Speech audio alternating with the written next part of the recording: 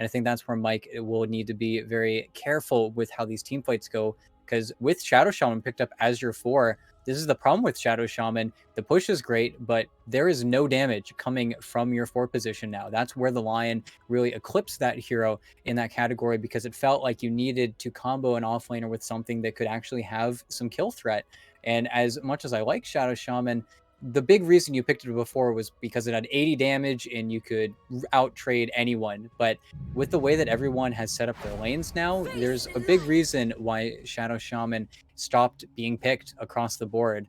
And now you're playing versus Dawnbreaker 2, a hero that we didn't see in the first phase. We saw it completely ignored. And I am very curious to see what I can only imagine Moo is going to pull out with it. But now you have Dawnbreaker Medusa, the damage mitigation game. I've seen this one before. One team has a lot of damage mitigation, and the other team is going to struggle for that DPS. Team in their next 2 picks, they really need to find a solution. They need that person who can just sort of pierce through those defenses, because the lockdown's nice on the team side, but without the damage to then follow it up, you're going to be in an awkward spot. Everyone's going to throw in their abilities. You'll have a bunch of people, 3, 4 of them sort of stunned or put to sleep, and then you're going to realize you can't actually kill any of them, and you have an angry Medusa who's then going to wake up and just start wreaking havoc. So they need those options. They have the 2 best positions for it, though, with the mid and the carry role still up in the air. So this is very much recoverable for Team, but they really do need to sort of bear down and focus on that hero that's going to be able to break through. Otherwise, no, as you said, ET, we've kind of seen this one before. It's not pretty for the team that lacks that damage, but okay.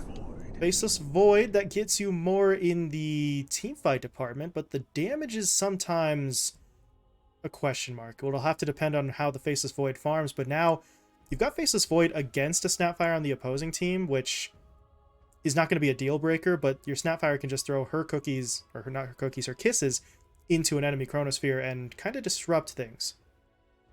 Yeah, and that's where I can only imagine Sammy is going to need to look towards that BKB. And it's the earlier you're forced to use that BKB, the scarier your game actually gets. It's just without this Faceless Void pick, there's so few carries that you want to pick into Nyx Assassin. It's the reason why this hero is such a good first pick. It's always been a good first pick. It continues to be a good first pick, because you say to yourself, what hero do I want to play versus Nyx Assassin? Oh, well, I'm going to get Carapace. I can't play that. Okay, next one. Oh, I can't play that either.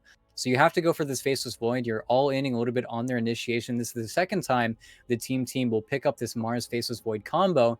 The only unfortunate thing, and something that I didn't get a chance to mention in their previous draft, is that while they are very good in separation and isolation, these heroes don't work very well together. You're never going to Chrono on top of a Colosseum, and you're never going to Colosseum on top of a Chrono. They're completely different team fight spells, and that's where that synergy is going to need to come majorly from this Elder Titan. And if Mike is not having a really fabulous game, that's where I'm just a little bit scared of 4Zoomers outpacing you, because right now they've got really robust heroes, they've got really easy to execute heroes, and we'll have to see how the Dawnbreaker actually plays into this Faceless Void. It didn't work out as much in that previous game, but I think you get a few more defensive items up. I think that was the big problem with Monster's build. He was just a little too in the damage camp. You get a few more damage mitigation items, and then what do? You run out of gas in the tank, you run out of your cooldowns, and then 4Zoomers reset and come at your building. Something that Medusa, with all of her talents reshuffled the way they were, is incredibly good at. Yeah, that was kind of the thing for Monster. I think it was like Echo Saber, Deso were those sort of first 2 big items. So the damage was there, but you didn't quite have that sort of beefiness from the Dawnbreaker. So very interested to see what Moo will do differently. We are still assuming he is going to play that hero, which at this point, with the Tiny now being picked up, seems like a fairly safe assumption. So we'll see what they can do there. Meanwhile, for the Tiny, a hero that can maybe shift the tempo a little bit here. Obviously, you're going to have to make space for Envy to farm on that Medusa. You've got a very active core in the Tiny who can make moves, and with heroes like the Shadow Shaman and the Elder Titan on the other side, not the tankiest, heroes that can easily be sort of taken down by that combo. Yeah, and unfortunately, I would say you could just pick Batrider here on Team, and I feel like if they do, they're really forcing it. and they will go for the Queen of Pain, of course, a real classic. You're laning versus a melee hero as well. But at the same time, I also feel like this Tiny is going to be the gunner show. I feel like it's going to be really easy for him to make plays throughout the entirety of this game. Aside from that lane, this is the perfect Tiny game when you look at heroes like the Elder Titan and the Shadow Shaman. These supports have no real tools to play versus him. Of course, it gets a little bit hairier when you talk about some of these cores, but that is your blink initiator that you didn't have in the rest of your lineup. I think four Zoomers just have something incredibly stable right now, where Team they are in really the same camp that it feels like D2 Hustlers were in that first game, where the level of execution needs to be a little bit higher than that of your opponents. Not saying four Zoomers lineup is necessarily low skill. There are definitely some crazy plays that can be made. We've already seen Flea himself do some pretty nuts stuff on the Snapfire, but it does feel like they have a lot more things assured for them in draft, at least going forward. Where Team, it's going to need to be some outstanding performances. It just feels like four Zoomers could maybe not whip entirely, but maybe miss the mark on one or two heroes and still keep things going. Whereas if your team, not so much. If the Chrono's not there, if Flea can't provide some lockdown, if Mike doesn't have the stomp in the right spot, then the whole thing kind of feels like it can fall apart so much more easily, whereas four Zoomers can maybe scramble for something that's still going to be effective.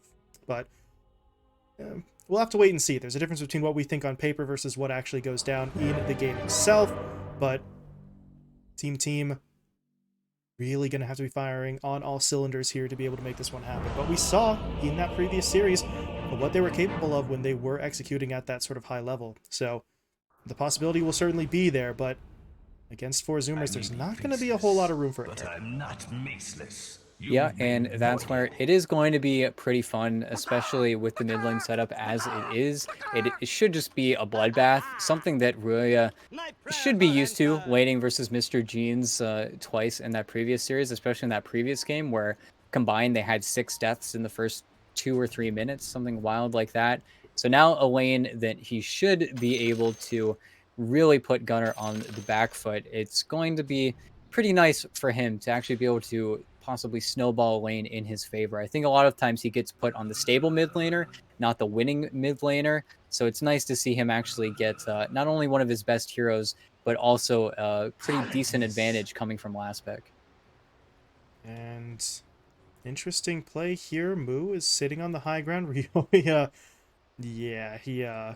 doesn't see, but he certainly suspects that this exact play is going down. We saw him get picked off at the start of game 1 of the previous series in kind of the same position, so he's a little bit more cautious of it this time, and just going to do some dancing, not really committing for this. And actually at this point, maybe Team think about making a move. Brax and Flea are kind of in a flank position, but at this point, probably not going to be worthwhile. You can just get the 2 runes and be done with it, so they're going to be a bit safer about all of this. As Husky, can you get the D ward?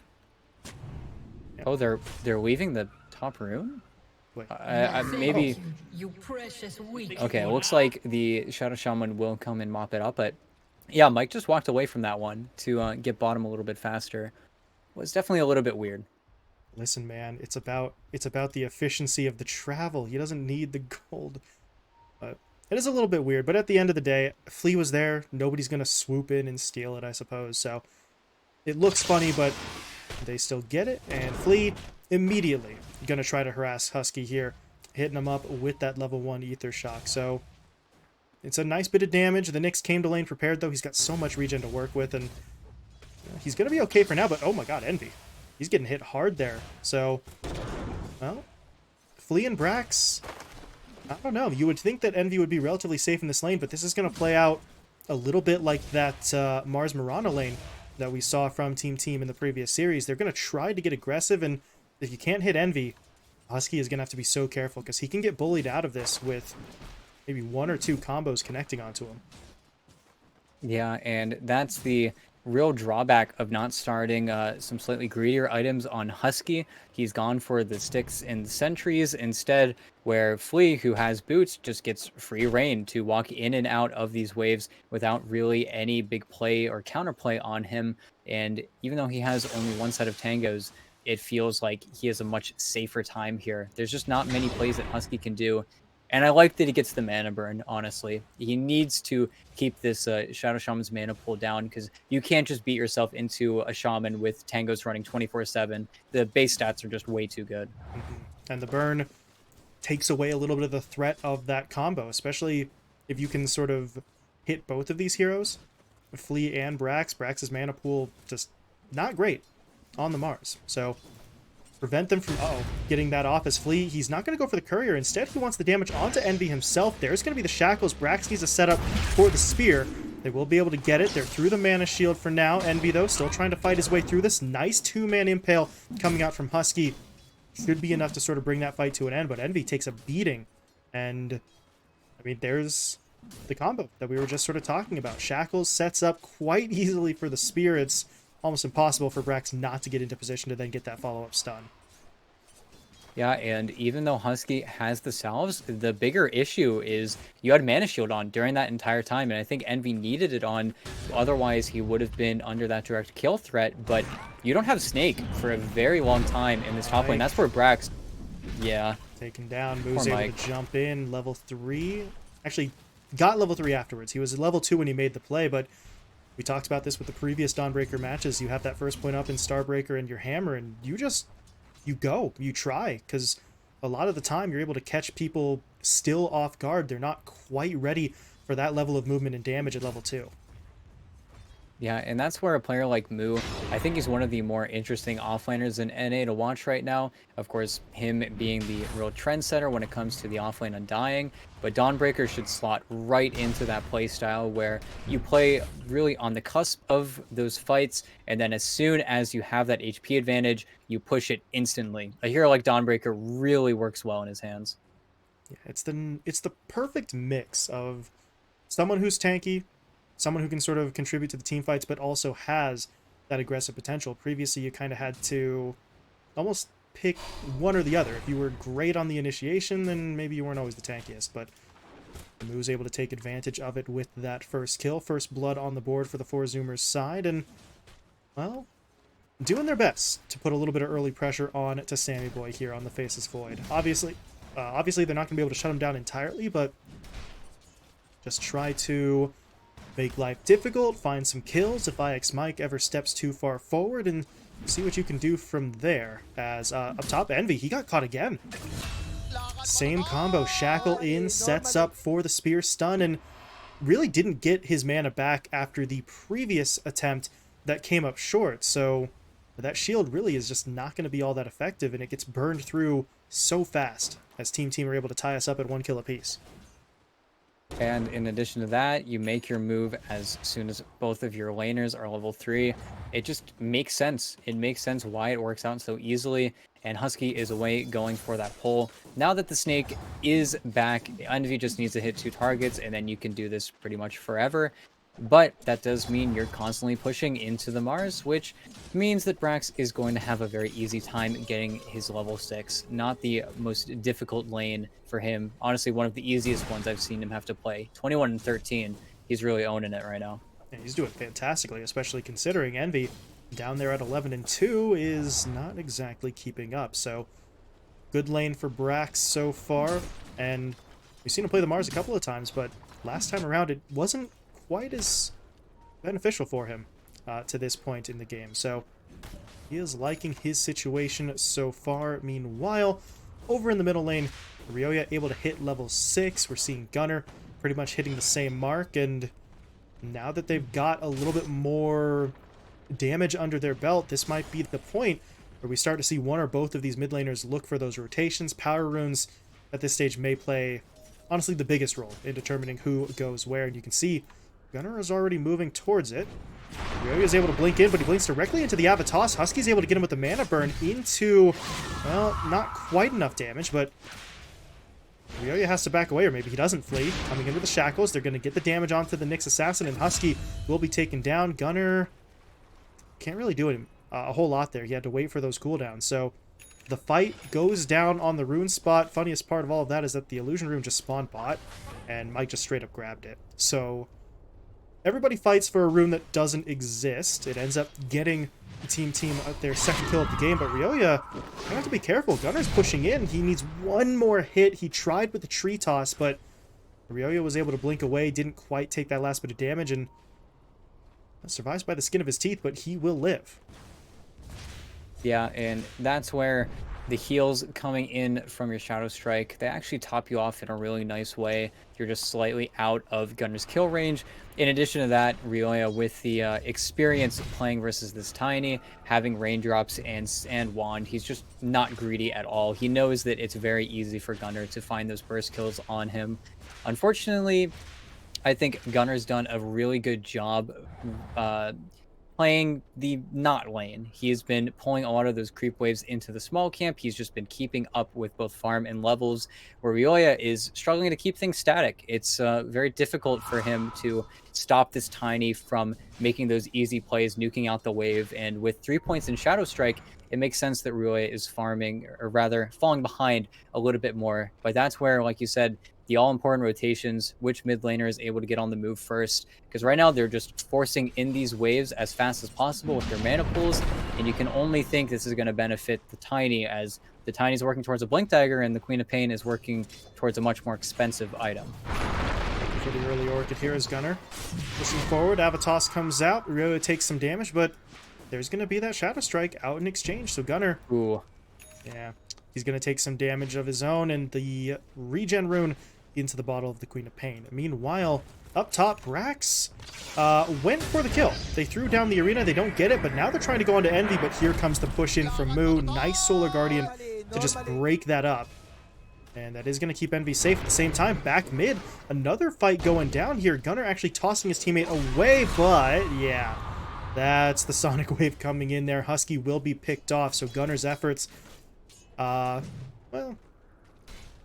praiseworthy, just not quite effective enough. Ryoya holds the ult in reserve and does manage to find the pickoff. So, start to see the Queen of Pain, well, pulling away a little bit. It looked like the Tiny was finding quite a bit in the lane, but if Ryoya is able to both farm and find the occasional pickoff or assist like he has so far at 1-0-1, you can see that gap ever so slightly starting to form, about 300 or 400 in Ryoya's favor right now.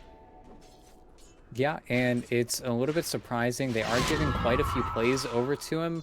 I really don't think anyone should be mid. I think that if you can stack up for the Tiny, that would be the best case scenario. But the more you play into this Ryoya Queen of Pain, sure, you do get the Sonic Wave on CD, but you really just don't want to exist here, especially because 4 Zoomers don't have the most fantastic lockdown. Even if the Nyx Assassin is able to hit an impale, they simply don't have enough damage unless that Dawnbreaker actually does get involved. And we already knew she went top with her ultimate, so knowing how long that ultimate is, it does make the decision-making pretty simple for Team. They know when they can make plays and shouldn't get punished for them.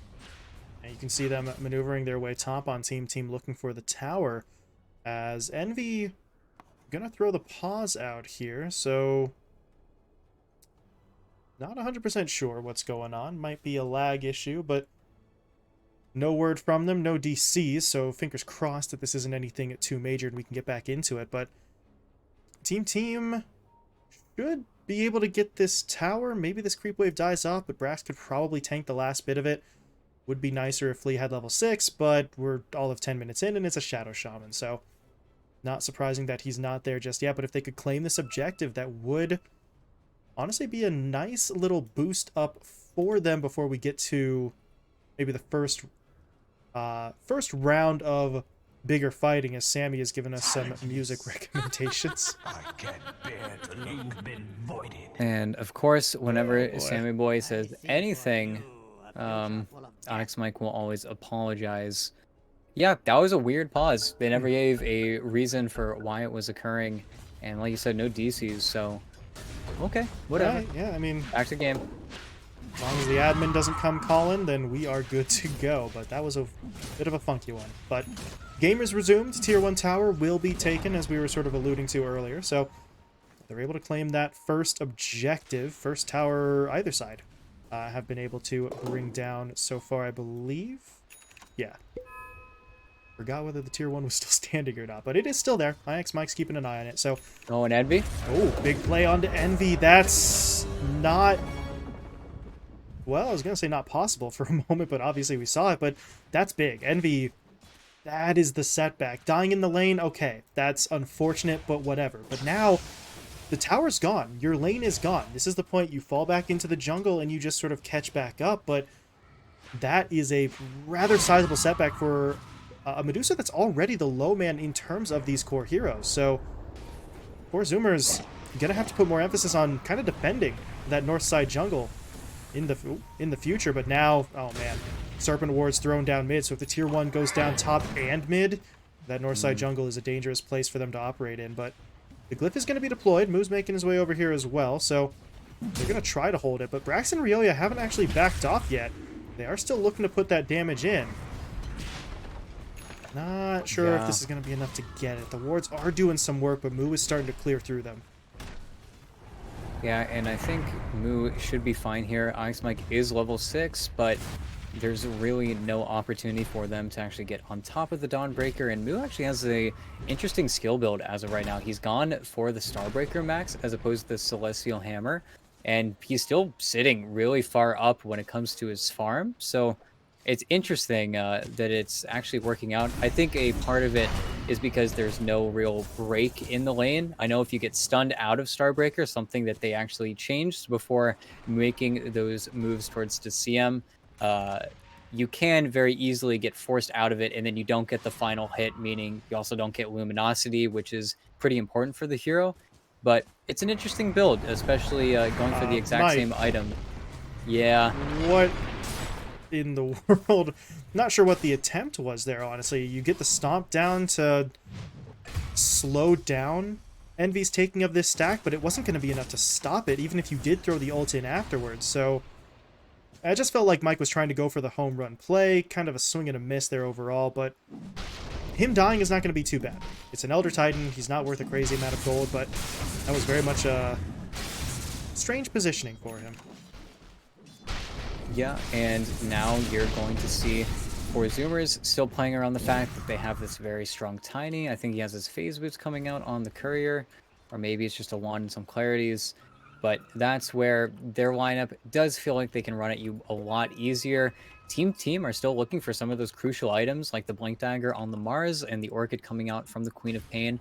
Items that, again, they help them with their damage, but not really anything in terms of survivability, where Zoomers have quite the wide opening for that. I think if you can get BKBs in a comfortable fashion on the team side, that's when Zoomers need to be really scared of a lot of these engagements, because that's where the items that Zoomers have decided to rush, even though they're slightly lower cost and they're a little bit more efficient, once they try to get their BKBs, they're going to be behind the 8-ball. Just a little bit more than Team. Up top, you see the nearly solo push from Fleet. He's going in there with the Serpent Wards. Now gets the Hex onto Moo into the Shackles. That's going to set up for the arena. And Moo, I don't think he realized there was that much coming his way, but Rioya doesn't want to commit the Sonic Wave there. Gunnar, meanwhile, Gunnar just tossed Moo in. That might get a little bit dicey. Yeah. Unfortunate there. Now Gunnar stunned himself. Nice play from Brax with the spear.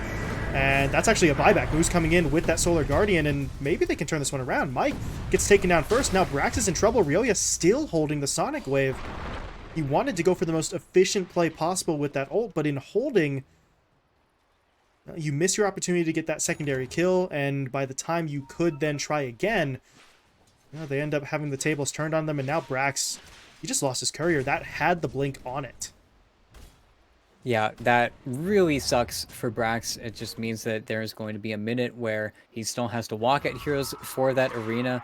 He'll have his arena in 30 seconds, but it's just that really nasty timer that he has to deal with. And unfortunately, that is going to mean that Zoomers get a little bit more time. It's only a minute, but that's where the time is the real objective for Zoomers lineup. If they can wait out a lot of these items, a lot of these big cooldowns.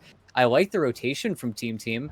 It's a little bit unfortunate that so many heroes end up getting caught, but that allows Sammy Boy to farm exactly where he wants to with relative ease. When you see 4 heroes TPing top, it always is going to feel good for Team Team, but losing Brax in that fashion, it's just not the exact circumstance you could want. At least they got a buyback out of the Dawnbreaker. That was really big for them, but I think all that did was slow up that Echo Saber timing just a little bit. I think Moo would gladly give his life for those return kills, especially in a lineup like this. Yeah, and the Echo's now coming out anyway, so you do delay it maybe a little bit, but not massively. So Echo is out, and you see Moo queuing up the Aghanim Scepter. So this is looking, honestly, kind of similar to the Pingu 5 Dawnbreaker build that we saw earlier today. So he is not quite going as all in on the aggressive potential as we saw Monster earlier today, and honestly, we saw the effectiveness. Even in a position 5 role, once you have these items, the Dawnbreaker is so useful, but now you're going to have them that little bit faster with the higher farming priority. But right now, Zoomers are looking for a potential fight. Husky was kind of moving forward, but passed through the radius of the Sentry Ward there, so going to get turned back before you can really do much of anything. But if you're Zoomers, you held the tower. It cost quite a lot in terms of resources TPing heroes up here, but the tower will remain for the time being. And now, honestly, ET, I want to see Gunnar do something. It's been a little while since we've seen much from him in terms of directly looking for these kills. And I think that's where they're already eyeing up Sammy Boy in this bottom lane, but actually, is Moo going top to try and defend Eternal Envy a little bit more? So it's breaking up their play bottom, and okay, he broke the TP on Sammy Boy, but oh, okay. What? This is just weird. Sammy is going to be able to turn Gunnar away. Meanwhile, up in the north side, that fight's still going, although I say it's still going. It's kind of starting to break up, but Gunnar TP'd up, goes for the kill onto Flea. Not able to get it just yet. The Shackles, it was a neat play, but obviously once you commit the Shackles, you don't get to move. So Flea does get taken down, and all of that ends up resulting in technically what I was asking for in the first place. Gunnar jumps forward, and he's able to set up for a kill. It's just a very roundabout method of finding that pickoff. Yeah, and it does work out. However, the biggest issue for Team right now is they need to figure out a way to turn all this pressure they have going in the top lane into them actually claiming this tower. Zoomers' defense is a little bit too good right now. It's buying an incredible amount of time for this Medusa to finish up her Mantis Tower, just really walk towards these item timings where Team, they're ahead on the majority of their cores, but it still feels like we haven't seen them make those plays. And that's where I think Sammy specifically, even though he is incredibly strong, he's even finding a DD rune for himself, he's still unable to synchronize with a lot of his heroes here. And with this DD rune, oh, this is actually a nice play here. Someone in for Roshan. Do Zoomers suspect anything? And if they do, can they even get into here? They've thrown down the Serpent Ward, so they are putting up a nice sort of wall of bodies and damage that Zoomers would then have to break their way through. The scan, though, does come through, so Zoomers now know what's up, but it might be too late, and it is too late. Roshan will go down, Sammy gets the Aegis, so the scan is there, the instincts are there, but the timing is a little bit wrong, and the positioning of their heroes really wasn't going to do them any favors anyway. So, 2 lives up on the Faceless Void, Chrono at the ready. We may see Sammy look for the engagement, and I believe he just finished off his S&Y. That is on its way out to him, yeah. So, he's got more damage, he's got more durability, he's got 2 lives to work with, so we'll see what they try to put together here. This could finally be what puts them over the top to get that tier 2 tower. Oh, and they scan out Z-Freak. He's a tough kill with the Yules, but okay. Not taking him down just yet. Here comes Moo jumping in, stunned down onto the Mars. Mike, meanwhile, getting locked down on the front line. Ryoya actually is finished off by Gunnar, who jumps in with the Avatos combo, and Sammy, he hasn't thrown out the Chronosphere yet, but at this point his teammates are starting to... Yeah, okay, there's the Chrono. The problem is Stone Gaze is a thing, so he's able to finish off Z-Freak. That's 1 kill, but now Gunnar blinking in, going for the tossback, getting the Avalanche. Sammy's able to time walk off all that damage, but now he's still stuck in the fight itself. Moo chases him forward with the Starbreaker, but another time walk gets him onto the high ground. I do believe Sammy's going to be able to make it out Aegis intact, but that goes kind of poorly. I think maybe Team were expecting Sammy to pull the trigger on the Chrono a little bit earlier. Ryoya just jumps right in, anticipating backup, and the backup doesn't really arrive. Yeah, and we saw for a second there It was Mike trying to get any spells to dump into that Chronosphere, but you had the Nyx Assassin right on top of him, able to stop any damage coming from his Echo Stomp, and because of the disjointedness of his spells, everybody was able to walk out of that Earth Splitter, and losing the Queen of Pain, that's where these heroes can feel really awkward to get these fights started. Of course, you lead everything off with the Arena, and then you have to Chrono after the fact. There's not that much damage to put into the Chrono naturally, and that's where the waiting game is going did to they just... only pay off more and more. But yeah, Brax. Can they actually keep him here, though? The Sentry is the only thing giving them that vision. I think he's out. Okay. Nice blink back up to the high ground, giving him the old juke. So, able to get away, and his distraction finally, ET, gets them the opening they need to take that Tier 2 tower. So, it takes multiple attempts from Team, but they get it. Tier 2 taken down, more map control going their way, but if you're 4 Zoomers, Envy bought a lot of time to farm, and take a look at him now. That Scotty still being worked on, but the progress is steady at the moment. Yeah, and if you can keep on even footing right now with a Faceless Void who should have more net worth than you, especially because Sammy Boy's been able to farm up a lot of ancient stacks. He has an Aegis right now. He doesn't need to play nearly as scared as the Medusa. The problem is that Medusa is Medusa. She's getting a lot of those levels. Once you hit level 20, you get to actually show up and stay in a lot of those long team fights. And that's where we haven't seen a lot of the pluses coming out from Team yet. And they're bumbling into a pretty big fight. Okay, that Arena kind of works, as they do trap out Husky, so they're able to get that first kill. The Stone Gaze was used as well by Envy, so that is a big ult put on cooldown there. It's not a massive cooldown, but you now know Envy, he's going to be even less comfortable. You talked about the fact that Sammy Boy, with the Aegis, could maybe do a little bit more, play a little bit less afraid. Now it's kind of the exact opposite for the Medusa. You were already not quite as secure as your opponent, and now he doesn't have the ult, but his teammates, well, they're able to make a move anyway. Gunnar starts the fight, Mood comes in with that Solar Guardian play, and those are the kind of pickups that they need. A little bit more of that. Gunnar's just going to be able to find these initiations, maybe not at will, Gunnar. but... Oh, Chrono, not used just yet. Sammy's faking him out, but that means Z-Freak's kind of left behind here. He's going to get hexed up, Shackles lock him in, and Ryoya gets the kill. So they put a stop to the push. They force 4 Zoomers back, but they had an opportunity to go for more than just the support there if they wanted the Chronosphere, but Sammy isn't quite willing to go in, and to be honest, in that situation, I think I can kind of understand that. Sure they have the ward down, but that didn't have full vision further back. So if there were further reinforcements, the Chrono could have maybe led them into a less favorable engagement than it looked at first glance. They didn't have that kind of reinforcement, but if you're Sammy, you don't know that for sure. Yeah, and it's measured play. You don't want to throw away this Aegis. You want to still have this safety net, especially when you're playing on the enemy side of the map. But it's a really good tree throw from Gunnar there. It actually almost baited him into sticking around for a second longer, and a second longer would have meant that he gets chronoed in. Gunnar gets hit. Okay. There's going to be the Arena. Sammy jumps in. There's a TP coming from the Medusa, but the preemptive chrono being thrown down, so Eternal Envy unable to contribute to the fight right now. He even gets hexed up at the end of it, so Gunnar will be taken down. Now the spear pins him to the wall, but Stone Gaze already came through. So if you're team, you're not going to be able to reinitiate immediately, but that's a big one. They take down Gunnar. Can't really go in for round 2 without the Arena or the Chronosphere, but we finally see those two sort of working in tandem, and as you sort of mentioned in the draft ET, it's not a situation where there's any synergy. They can't stack them on top of each other, but in that instance, the Arena is put early and it completely wears off by the time Sammy then goes in for the Chrono, so you can't use them together, but if you go one after the other, it's enough lockdown to secure the kill.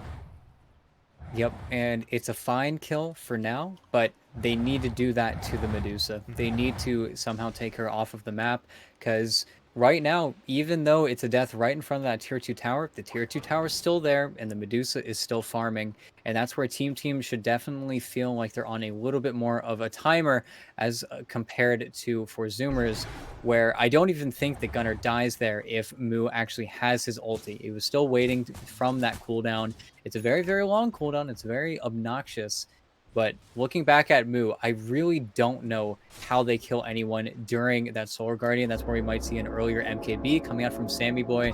We haven't seen Sammy try to kill someone under the effect of it just yet. Maybe top, we saw it, I think, one time, but with the Aghanim Scepter, it really is an impossible task. Yeah, you have to do so much. You have to get through the evasion, and then if your target is, in this case, the Medusa, you have to get through the evasion and the shield and then the HP bar before Moo can get in there and start sort of messing with your plans. So On top. it's going to be tough. As top lane, Ryoya wants onto Moo. Moo's looking for the TP, though, and Ryoya, well, no Yules, anything along those lines to really cancel out that TP play. So you can push out the lane. That's still going to be useful, but Ryoya with this build, it's all firepower and not a lot of lockdown from him. Yeah, and that's where I feel like you need to go these two items every single time on Queen of Pain. You need Orchid, and then you need BKB. You can't play without either of those items. But the AC is an interesting direction to take it in. You need to be a little bit tankier because you have to stand and be okay with getting hit by this Medusa, who is still working towards a lot of her smaller items. She's going to have her Scotty pretty soon here, but that's it for now. I think the biggest timing for Team is going to be playing around the second Roche. If they can continue to ignore killing heroes on Forzumer's side and play solely around objectives like the pit and these tier 2 towers, then they're going to be happy. I'm just worried about Forzumer's getting themselves to a point where these cores are absolutely unkillable. And with BKB on Gunner, we're already making steps towards that kind of finality. Yeah, Gunner is unbelievably hard to kill for this point in the game. 3k HP and a BKB. So you're going to have trouble getting onto him. You're always going to have trouble getting onto the Medusa, and Moo is no slouch either in terms of his durability, as Brax going to get jumped in on. And this is a hero that's supposed to be relatively durable as well. Obviously, if you got the BKB, maybe we're looking at something different, but without that magic immunity coming into play, he just gets wiped out. And Forzumer's starting to feel a little bit more confident in their aggression, and Ryoya, this is a little bit risky. He's gonna just quickly go for the blink into the TP though, so okay. He had the sort of escape route planned there to get himself away to safety, but this split push is not really gonna do a whole lot, and that is the unfortunate part for Team. Their ability to pressure these objectives has kind of disappeared over the last sort of 5 to 7 minutes.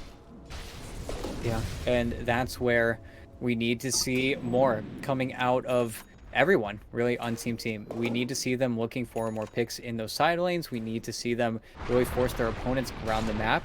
Because what I'm afraid is going to occur is Moo is going to sit on one side of the map, finish off even more items than he already has. He's incredibly farmed on this Dawnbreaker, but then is always able to ulti in and save Gunner, who will then get BKB off and then immediately turn the fight around because he's a 3000 HP Tiny with BKB, not even assuming that Envy is in that type of team fight. I'm just worried that right now Team aren't forcing their opponents to move the way that they actually want to play. It does feel like Team are reacting to Zoomers who are completely okay with farming, and as soon as they want to get aggressive, they'll do moves like this. And Husky, he's got to be a little bit careful once he veers for the high ground, but, well. Nail still comes through, Avatos from Gunner to follow it up, but they don't get the kill in time, and now, okay, there's your Chronosphere, there's your Arena, but Moo, actually, there we go. Moo will come in now on the back end. They were able to take Husky down, but look at the Faceless Void. He's stunned up, silenced as well. He's able to time walk away, though, while Gunner actually gets locked down. Ryoya provides the damage. Flea and Mike are there for the continuous contain, and I mean, Zoomers, they are just running away. Envy's got to try and get himself out of here, and Z-Freak is, well, actually looking to maybe make a turnaround, as Envy will pop the ult, trying to get the damage out. Husky's back in here too, so maybe they can do something with the Nyx Assassin buying back, and Sammy, I don't really know what he does. The Chronosphere has already been deployed, but they do get a little bit more lockdown onto the Nyx Assassin, so they will lock that in place. Husky falls, Z-Freak was picked off by Ryoya, and okay. That's going to lead them into the Roche pit. So they lose 2, but I mean, look at that. 4 kills, actually 5 kills considering the Nyx Assassin died twice in that engagement, and Roshan is going to easily go their way. So this is the fight that Team needed, and I understand that you can only really take some of those engagements when the Chrono and the Arena are sort of online, but you have to be on the lookout for those kinds of opportunities, because you can't just let Envy out-farm you for the entirety of the match. But we'll see now, with those abilities on cooldown, where else they look to go. Yeah, and that's where it feels like a really strange rotation from Zoomers. I feel like they must have clicked on Brax when it came to trying to kill that Mars with BKB, because that was a fresh 9-second BKB, but it ended up taking so long. In addition to that, you never were able to get vision control. Sammy, okay. Good but save from yeah. Brax. And okay, that's just a fight that the rest of Zoomers don't want anything to do with. So initially, that looked like a smart play from Z-Freak. Get the Yules down, they purge away the Haste Rune. Maybe Gunnar and Envy can be there to go back in for a round of fighting onto the Faceless Void, but Brax is quick with the blink in. You have to use the arena, but not only do you keep your carry safe, but you find another pickoff. So maybe Team are starting to get some speed under them now in terms of their ability to take these fights, and you see them eyeing up top. Mood, not going to get caught there. He'll immediately TP himself away, but this could be a chance for Team to forcibly move their opponents, something you mentioned they were sort of lacking in. If you keep this push going, someone on Zoomers has to come to defend the high ground. Yeah, and the first time it might be Glyph. It has to be Envy. He's the only one that can efficiently hit these wards, but yeah, they have to Glyph to keep this tier 3 tower alive. It's a nice stomp from Mike to try and delay, and they even Glyph because they want this tower. They want this top lane to be another easy smoke position for them if they want to go for plays like that, but this Aegis changes everything in the game. It makes it so much more difficult for them to actually find these engagements and fights, and talking about forcing Glyph, now you get this mid tower more or less for free. I don't think Zoomers are going to risk the engagement, and okay, Brax and Gunnar are going to find each other, but okay. Fear does connect. Oh, okay. Oh. Blinks in. They got the Hex. The Shackles will follow. The TPs are coming through. Sammy wants That's it. crazy. Pushing forward. And they've got it. Gunnar is going to get taken down. That felt like it shouldn't have happened, but just kind of messing around with the Mars. He and Brax are doing a little dance. Flea just sort of cuts in, and that intervention gets them a massive kill here as Gunnar gets taken down. And now Sammy, he's trying to push forward. He wants Husky, and he's maybe a bash or two away from getting it. And yeah, Husky's going to die. Sammy's able to find the pickup. 5-0-6 now for the Faceless Void, and the team really starting to look good now. They still need to maybe put more pressure on Envy, but everyone else on the Zoomers lineup is starting to feel the pressure. Yeah, and that's where this top lane is always going to be a sore spot, and the hybrid damage coming from the Queen of Pain, now that you have the AC, you actually are a physical damage hitter, and this is just going to be a Rax. There's nothing they can do about this. Of course, this isn't the most obnoxious Rax that they could possibly take, but a Rax is still a Rax, and one that will give them more space to work with on the map. And without Glyph available, again, you need all hands on deck whenever you want to show on this high ground. And my God, this is respect that Zoomers are not giving their opponents right now. This push is fast. They threw down the Serpent Wards too. Tier 3's gone. They need some sort of response here. That feels very strange for Zoomers. Again, as you said, just not sort of showing that respect as, uh-oh, Faceless gonna get hit up. The silence comes through. They stun him up as well, so that is gonna be his first life taken down. That's a nice play, but they've already lost the tier 3 and the range Rax, and Sammy actually has no BKB. The Chronosphere is not gonna be deployed in time. They've got him. Okay. That is what they absolutely needed there. Gunnar. Yeah. Gonna hit him with the tip as well. But to be honest, if you're team, that play is unfortunate, but look at what they get for the Aegis and the life of their Faceless Void. Basically a full lane top and a half lane mid. So they are still in a favorable position. Sammy maybe just gets caught and outplayed a little bit there on the back end. I've seen that same story before, though. Carry gets tossed underneath dire tier 4s, loses game because of it. It's a sad story that anyone in NA remembers very deeply, but that's where I think you can't give up that play again. You need to get this BKB. Going for the Silver Edge was a good idea. It's a fantastic item. It's a really easy build-up. Brax has got to be so careful on the bot lane. He has to get Yules out of Invis and then chained up, but no way.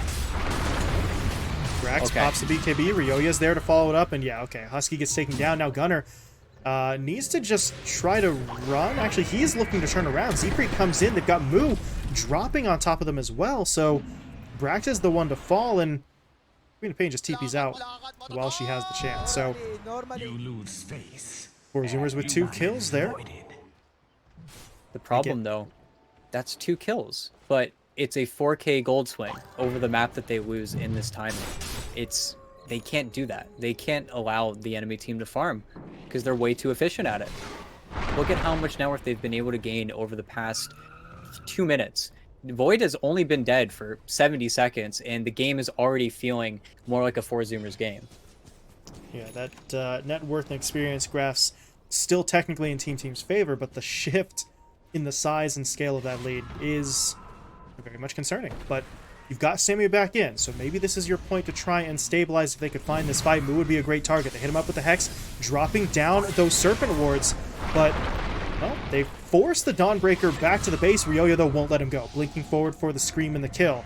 As Moo will fall, and now Husky, he's in a bad spot here. Tried to Yules himself, hoping to create space for something, but not going to be able to make it happen. So Team will stabilize. They get both of those kills, and they're back into the middle lane, looking to finish off this melee racks that they weren't able to get the last time around with the sort of toss play from Gunnar, which he's looking for again, or actually just tried to deny his own racks. That's always interesting. Doesn't really do much, but he tried. Ryoyo is able to get it, though, and there will be no initiation there. So 4 Zoomers, 2 heroes down and 2 lanes of racks behind their opponents, but as long as Envy continues to farm, they will have hope. They will have sort of a roadmap to success, but can't afford to drop too many more fights.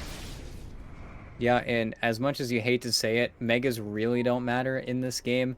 If they wanted to fight tooth and nail versus their opponents, you get a shard on the Tiny, you get 25 on Medusa, and then this game could go on more or less infinitely. It's where Team are the ones that could end this very abruptly. But yeah, Sammy's bottom. still stunned. Oh, And Z-Freak with the shard. That is big. The Scatter Blast getting the stun in first, then the Cookie follows it up. And Sammy is taken down, and he doesn't have buyback right now. So his team has to be so incredibly careful. They've just got to sit back and wait. They really don't want to take a fight without the Faceless Void and the Chrono to back him up.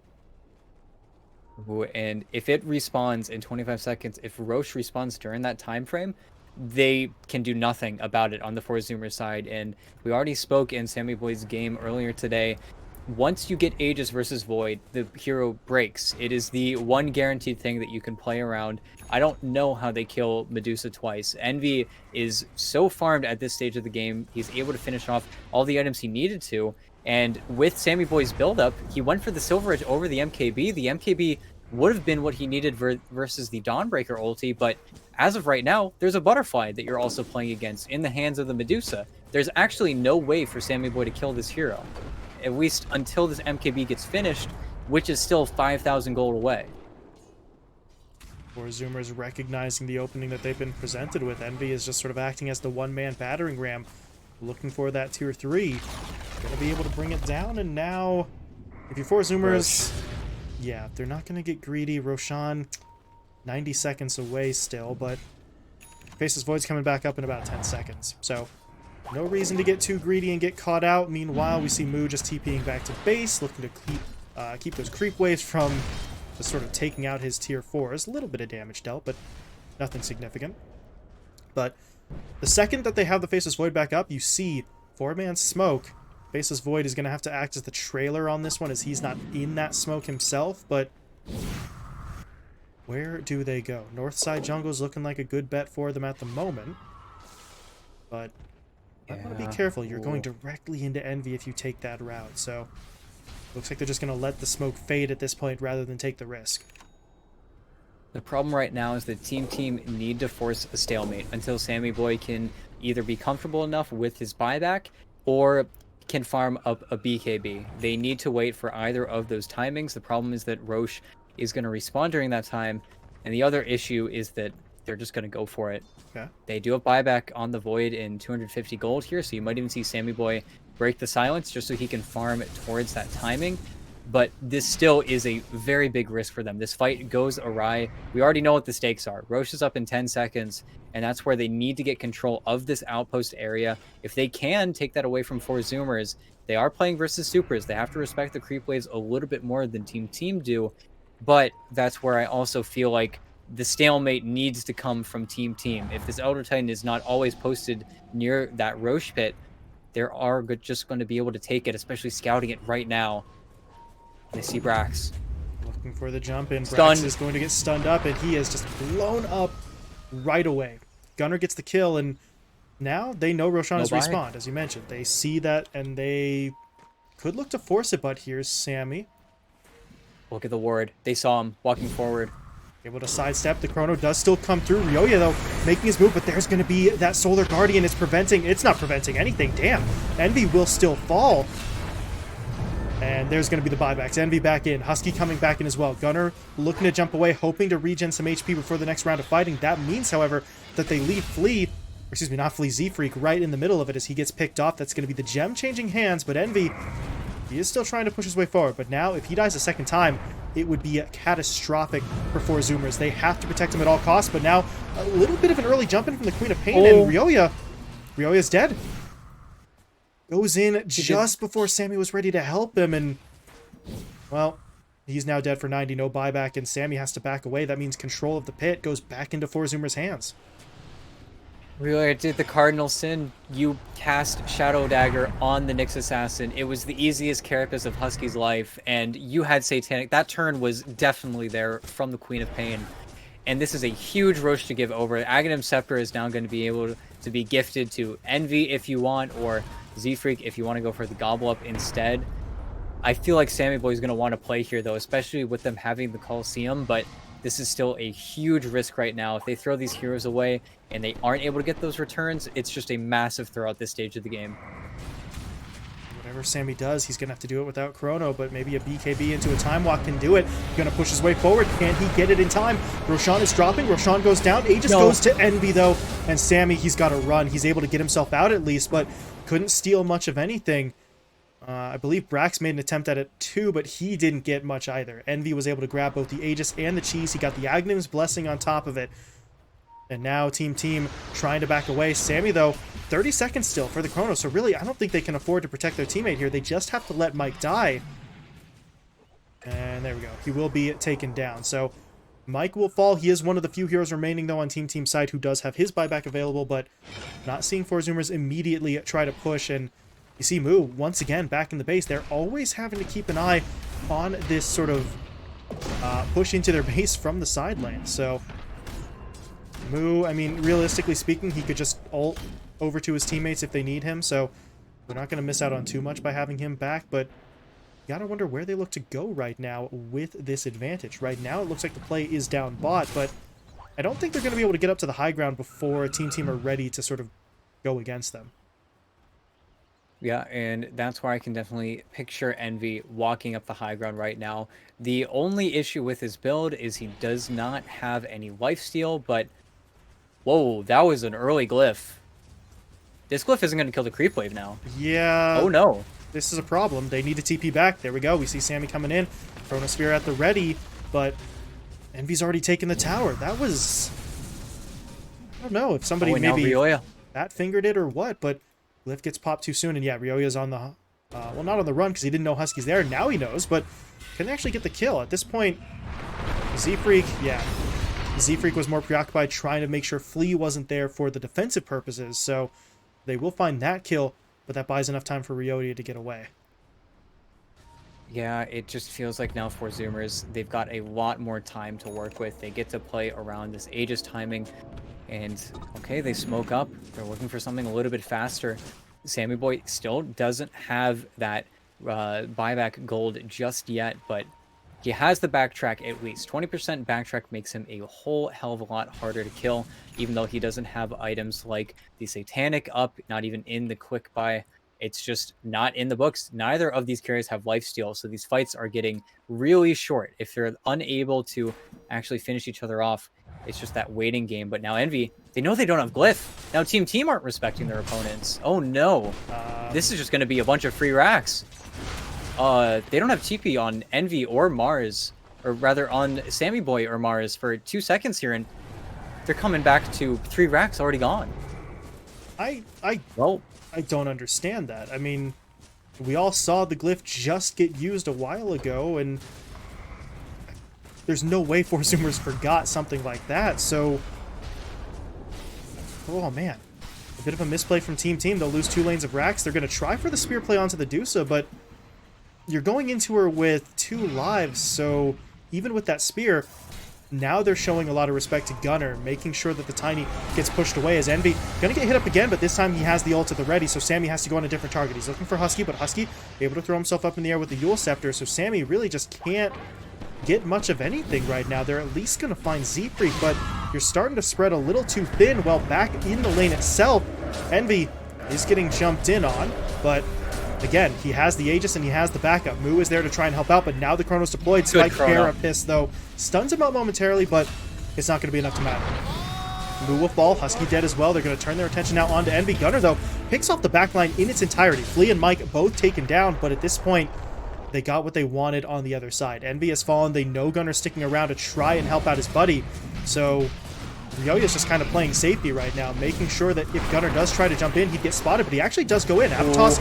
will be there. Spear pushing both Envy and Gunnar back, getting them out of position. The cheese has to be popped, but they're still fighting their way through this, and Sammy is actually the one who goes down. No. Sammy dies, buys back, TPing his way to the front lines, but at this point, we're starting to see Four Zoomers pulling back. Mike's able to get out. No, he's not. Gunnar says, get back here. Able to find the kill, but that puts him in the line of fire. That was not worth the jump back. He's bashed up and taken down, and the buyback from Sammy really paying off there. And now Brax is actually keeping tabs on Envy. He has no HP though, so he has to make sure he doesn't get hit.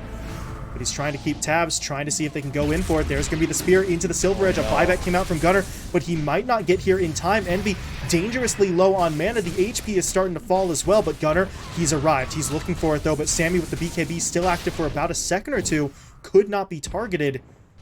And Envy falls. That fight stopped making sense about 30 seconds in, ET, but Four Zoomers, I mean, they've used so many of their buybacks now. Gunnar really at this point should just kind of fall back and try to regroup once his teammates get back in. Yeah, the major problem is you don't have a Medusa for a very long time. You're going to have Chrono a lot sooner than that, and that's all it takes is 1 Chrono onto this Tiny, and you are out of defenders on the Four Zoomers side. I really think that if Gunnar buys back a little bit sooner there, the threat of him syncing up with his Medusa is enough for them to give up on that kill, but this is Team's best moment to end the game early. If they push into this bottom lane, they can get at least Megas if they really want it, but I can't imagine they're going to play this scared. They're definitely going to look for their opening, and that's where, if they get the Chrono, it should just be over for this Tiny. 10 seconds to wait, though, but they go in a little bit too early. Gunnar, he's going to push forward. Husky is there for the stun. They've locked down Ryoya. They take him down, but there's the buyback. The Queen of Pain had hers online. Meanwhile, Flea able to get down the shackles. So Z-Freak will fall, but Flea had to basically trade himself out. But at this point, this is exactly what you want for Team. You have burned through way too many of the resources. There's double wards down, and yeah, I don't think they can hold this. Gunnar and Husky have to pull off a miracle with Moo being picked off, and there's just no miracle. GG called, Chrono thrown out at the very end, and Team, they see their opportunity, they strike, and they win. Four Zoomers, I feel like they put a little bit too much stock into that final fight. So many buybacks used, so much time as their lineup got staggered. But, I mean, once you've used the buybacks, I guess you have to try, but it just felt like it wasn't necessary. But once they do, Team punish them for it. Yeah, and that fight got incredibly split up. I think if Husky is able to back up, fully reset, that's where Sammy Boy did a really good job with that Chrono onto both him and Moo. But that's where you didn't actually end up capping that outpost before all of that fighting broke out. I think a hero snuck past everyone on the Four Zoomers side, which didn't allow them to really flex a lot of their buybacks. Whenever Eternal Envy was dying bottom, you had buyback on the Dawnbreaker, you had buyback on the Tiny, and you held as hard as you could, and Envy is stuck, trapped. And without that quick response, without that decisiveness, you lose your Medusa on the other side of the map where your Tiny has to TP in at the tier 2 and run as fast as he can, and he's just 1 or 2 steps behind, which I thought should have been Four Zoomers actually extending the game for a much longer time, but then it becomes extremely simple for Team to march onto the high ground, get, like you said, those double wards down. I really think the level of execution just dropped immediately once that Medusa is taken on the field. No one else is able to fill the shoes that Envy left. And I think Team, they claw back what should have been a much more difficult game off of that 6 team play bottom. Yeah, and just that final fight, or I guess we'll call it 2 or 3 fights rolled into one forcibly, just descends into absolute chaos. The buybacks come through. No one is really sure where every other person on their team is, and in the chaos, Team emerge the victor. So, you know, sometimes we always talk about a player sort of keeping their calm, staying cool, things like that. Every once in a while, it just turns into a scrum. It's a mad dash to see who's got buyback, what can we do, jump in now, go, go, go, and you know, sometimes it's just about being the last man standing. The strategy can fall apart, as we obviously saw there, but Team get it. But I do want to point out one quick thing before we jump into that break. This is disgusting. That is a 15k gold swing by the end of it. So Team were winning, blew the whole lead, 15k swing, and then won the game anyway. So I don't know. I'm not sure what statistics we have on that one, but end result is a Team victory. Their 3rd straight of the day, by the way, so they remain undefeated to this point. Yeah, and not just that, 15k gold swing with 3 buybacks committed by the enemy team. That's just absurd. That's an absurd number that is before us right there. But still, at least they were able to actually close it out. I bet they would be kicking themselves if they actually lost. And even though that gold lead swing was absurd, win probability still did have them in the winning camp. So Dota Plus is always right. Yeah, Dota Plus knows all, it sees all, and it saw Team get that 3rd straight win. The question now is, can they keep it going? A perfect day is within their grasp. If they can get this final match, it would be a clean 4-0 sweep and sole possession of first place in the standings. Meanwhile, for 4 Zoomers, if they can get the 1-1 draw here, then they and Team would be tied for that first place position. So quite a lot to play for, as we are going to be moving into the final match of the day.